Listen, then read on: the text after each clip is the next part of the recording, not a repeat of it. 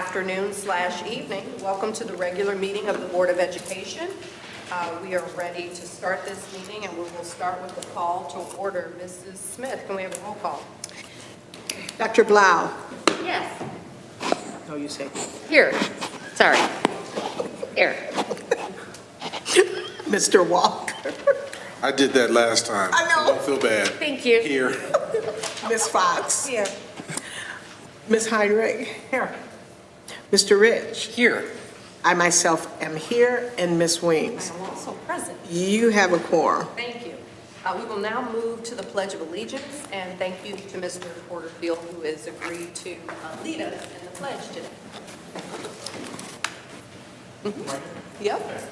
I pledge allegiance to the flag of the United States of America and to the republic for which it stands, one nation, under God, indivisible, with liberty and justice for all. Thank you.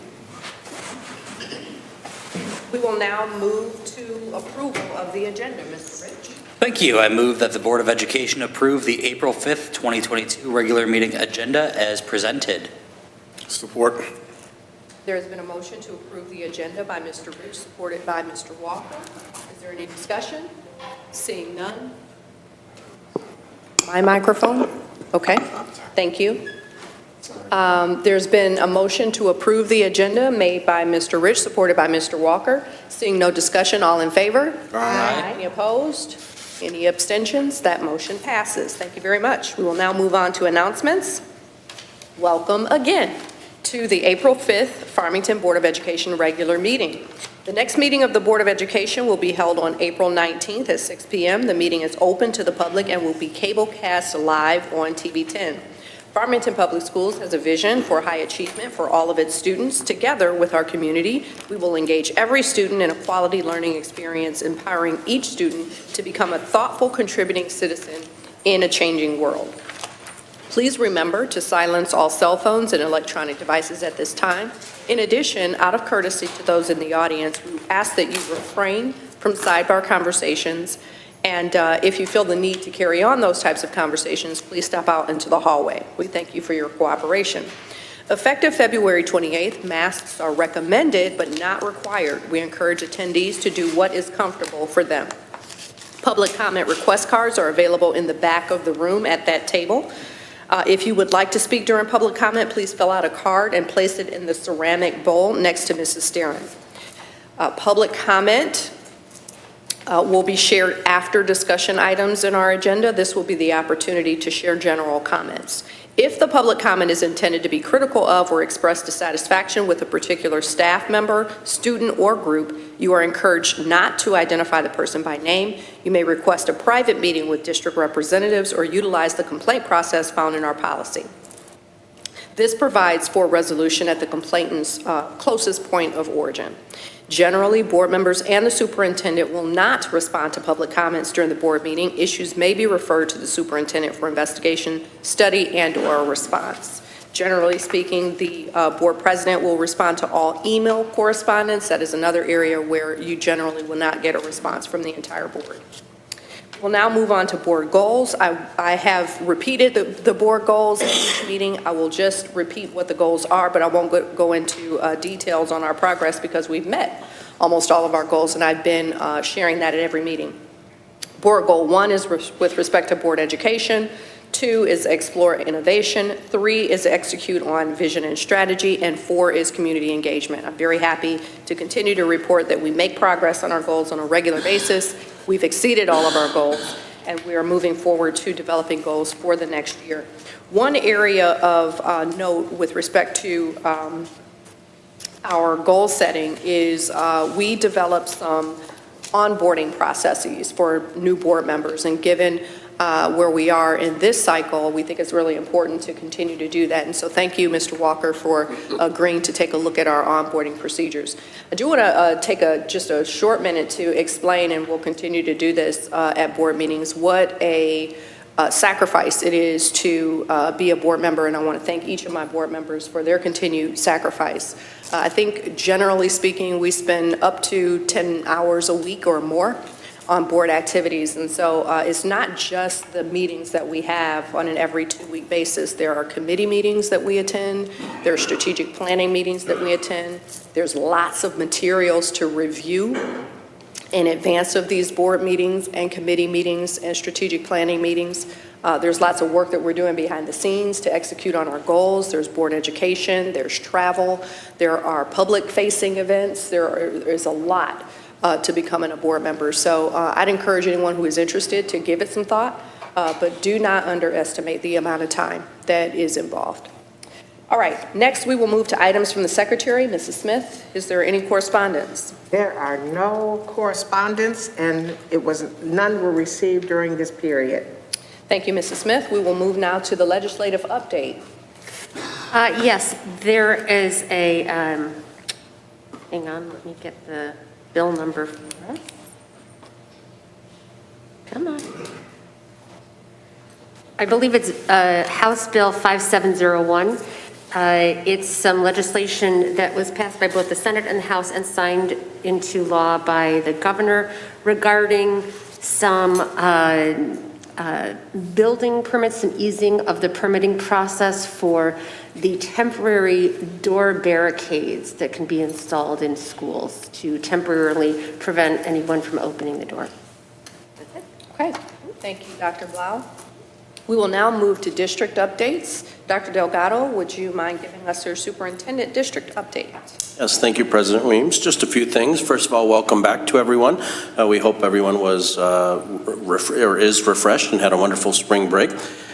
The few items I have is next week we enter kind of the home stretch of the school year with our testing week. So I want to wish good luck to all of our testers throughout the district, especially to our high school students who have that ever important SAT on Tuesday. So we want you to get lots of rest and eat well and get some good sleep the night before.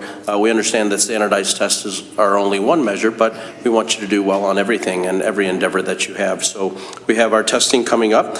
Of course, we have all of our spring sports and musicals, and all of those are continuing, as well as our own hackbots will be back in competition next week in the state competition at Saginaw Valley State University. And if they win or place, they'll be heading to Houston, Texas for the Nationals. So we wish our hackbots unified team all the best of luck. And that is it for me. Thank you, Dr. Delgado. I think you have the next agenda item as well, an administrative appointment. I do. We are very, very excited to bring to you an administrative appointment. And so I'll ask to come up to the podium our wonderful Assistant Superintendent of Talent Development, Mrs. Kathy Smith. Good evening, everyone. We are extremely pleased to be here for Mr. Corey Porterfield, who is and was recently selected as our new Farmington High School Assistant Principal. I know I've talked to you about a rigorous process in the past, but I will tell you again, and I'm pretty sure he'll attest to that rigorous process. But certainly we had over 45 candidates. We have a thorough screening and a team for review for that. Also, there's at least 4 levels of interviews. We started with a central office interview. It's all-day interviews in terms of candidates, of which Mr. Porterfield was one. And that itself is rigorous and certainly tension-filled for some. Second is a very diverse stakeholder interview. And as I've said before, we had multiple students, multiple parents, a variety of staff within Farmington High School and also staff outside of Farmington High School and in multiple roles to make sure that we have kind of divergent views and perspectives represented. We also had a third interview, which is really an intensive one-on-one interview. It can take up to an hour and a half. And really looks at the strengths and talents of staff members and certainly helps you actually better meet the needs and support growth for a new hire or new selection. And also a final interview with Dr. Delgado and some others of us. So with that, we are very pleased to have Mr. Corey Porterfield here with us. But first, I'd like to introduce Mr. Shelton, principal at Farmington High School, who will do us the honor of introducing him. So.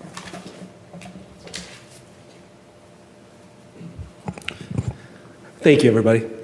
It really is a pleasure for me to introduce everybody to Mr. Corey Porterfield, to members of our Board of Education and to our community. Since coming to the district just 3 years ago, he's been in a large number of leadership roles, including a teacher consultant role at Farmington High School for the past 2 years, a year as a teacher consultant at Warner Middle School prior to that. And really, as a teacher leader, Corey served as one of our instructional leaders, or ILs, in the district, and quickly showed how collaboration, relationships, and hard work characterize his leadership style. Corey's been in this position in an interim capacity since Lawrence Strawder left us in early February. Since then, he and I have worked together closely, and I've been extremely impressed with his effectiveness as a building leader. Before coming to FHS, Corey served as an Associate Dean of Admissions at Notre Dame Prep and Marist Academy, and he served as a special education teacher in Pontiac for 9 years. Corey has advanced degrees from Oakland University and Wayne State, and you Spartans out there will be happy to know that he did his undergrad at MSU. And I forgive him for that. I do too. I'm thrilled to welcome Corey officially as a member of our leadership team at Farmington High School, where I know we will do great things together. Thank you. Welcome, Corey.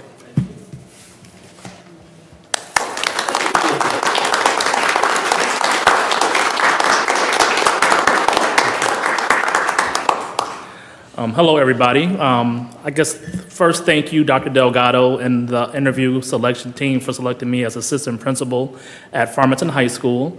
I'm very excited to join the admin team at Farmington High School, and I am committed to ensure that all students, faculty, and staff are supported, that they are safe, and that, that we are there for them every single day moving forward. Thank you. Thank you. Thank you. So first, I want to say welcome in this official capacity. We very much look forward to seeing what you bring to this role. And it's been great throughout the interview process, hearing from not only Smith and Dr. Delgado, but hearing, we've got this guy he's applying, and we are very excited. And so I'm very happy that, through this rigorous process, that you stuck through it with us, and look forward to having you in this role. Thank you. Thank you so much. Yep, thank you. Mr. Porterfield, which is professional in front of me right now, but Mr. Porterfield, as I know as Corey, is a very humble man. With all the roles that he has had in this community, he has not walked around and had that head, as we say, get big. Corey has done a great job. And Mr. Porterfield, I am so happy that you have become not only a member of Farmington Public Schools 3 years ago, but you've become the yin to Tom's yang. And I have seen you, it's interesting because when I came over, very professional. Hey, Corey, I'm over here to see how you're doing. I'm fine. Everything's going good. I got to keep it moving. So I love that professionalism about you, but you have that relationship with the students, and you have a great relationship with Tom Shelton, who I think is a phenomenal leader and role model for you as well. I am so happy that you are Farmington's finest, and I'm a little biased because I had two that came through there. So, I'm a Falcon ride or die, and I'm also aim high, Wayne State. So thank you for taking this position. And it had to be very rigorous because you came before our superintendent, and everybody don't get through, so through that interviewing process. So welcome. Thank you. Thank you. And congratulations. Thank you. Mrs. Fox? Congratulations, sir, and welcome to Farmington Public Schools. As I look at your resume, I see that you have an array of educational experience it looks like for a very long time. I'm looking at it, and it's just a wonderful, strong resume, and I specifically like the fact that you have a certification in special ed.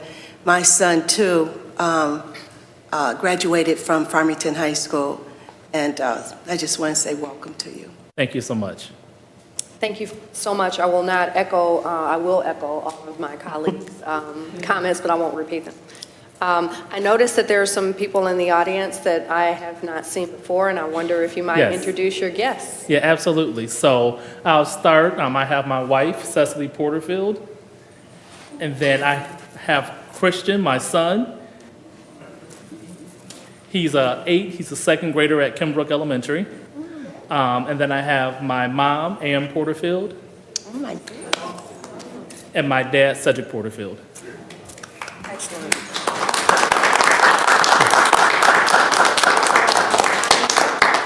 I extend on behalf of the board not a welcome, because you've been with Farmington before, and so we're very glad to see that and have you continue to be home with us as well as your family.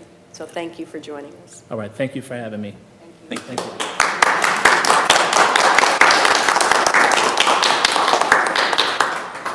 All right, I think that concludes the superintendent or district updates. We'll now move to reports from board committees. Are there any reports from board committees? Seeing none, we will move on to discussion items. And seeing that as there are no discussion items, we will move on to everyone's favorite part, public comment. And so do we have any public comment here today? Okay. Oh, yes, we do. Very good. We have Mr. Bill Lovaway. Would you please come to the podium? And since we only got the one, we can give him the full 3 minutes. 3 minutes. Hold on 1 second, sir. Let me get the timer for you. You're on. Welcome, Mr. Lovaway. You may begin. Well, it's good to be back. Monday, April 4th was the 54th anniversary of Martin Luther King's assassination. Unfortunately, it took Farmington schools only 52 years to undermine his most famous speech, "I have a dream." If you don't believe this, read the Farmington Public School, August 11th, 2020 proclamation.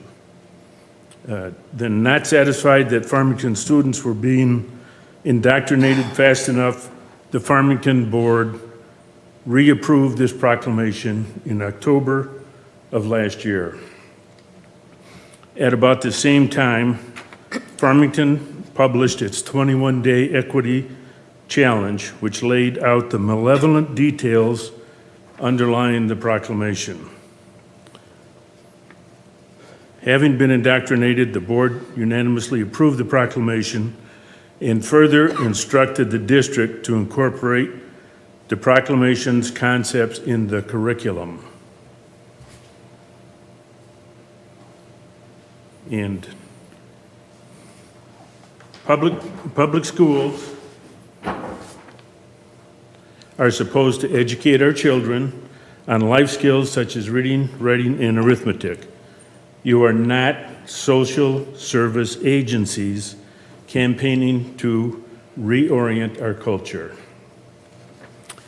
And then in today's Wall Street Journal, Jerry Baker said, "So instead of striving to be a tolerant society, we are now directed to become the very opposite.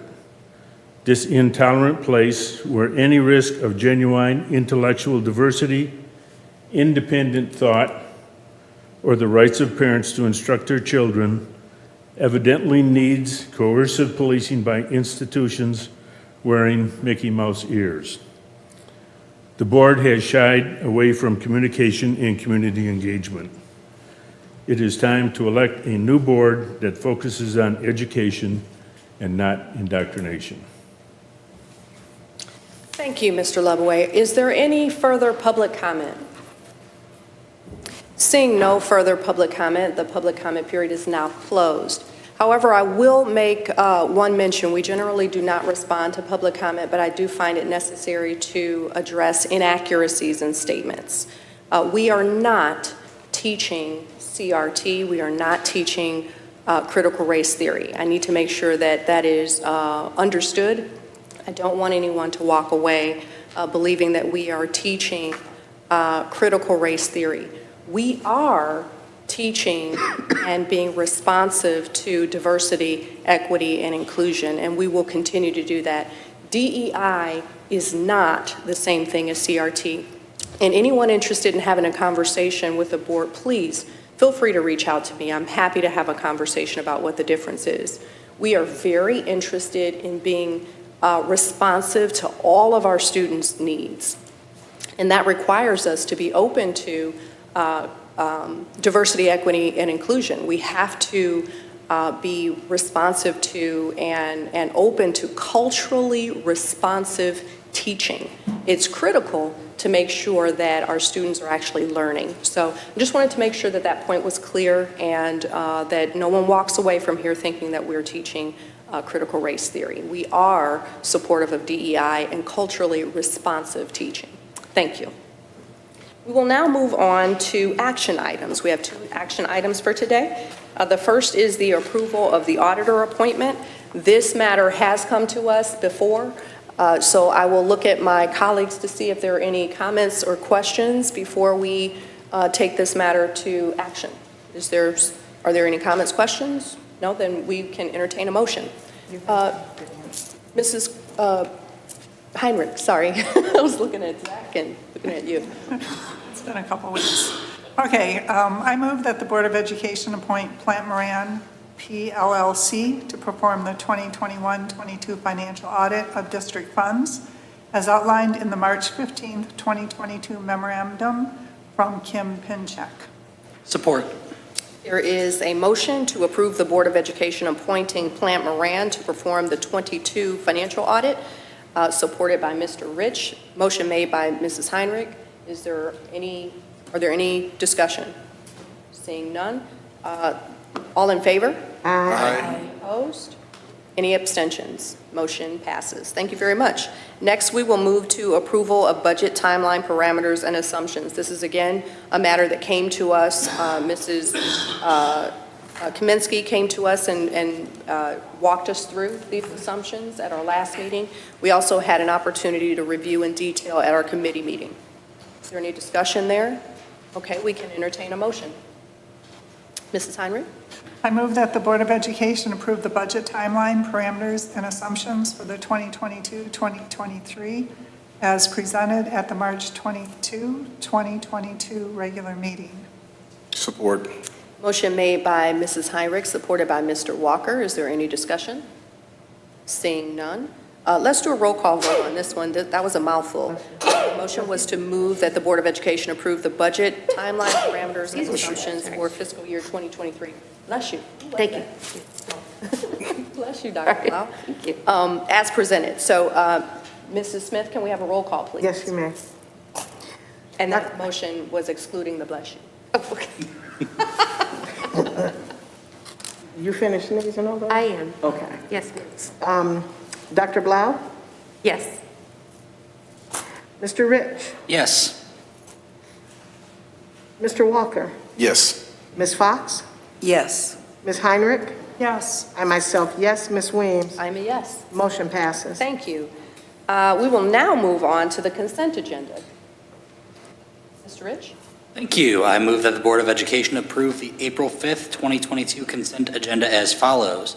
A, approval of minutes, that's for the March 22nd, 2022 regular meeting, and B, personnel items. Support. Motion made by Mr. Rich, supported by Mrs. Smith to approve the consent agenda. Is there any discussion? Seeing none, all in favor? Aye. Any opposed? Any abstentions? That motion passes. We will now move on to reports from board representatives. Are there any reports? Mr. Walker. Just a brief reminder that Super Saturdays are back on for FAPN this Saturday, 9 to 11.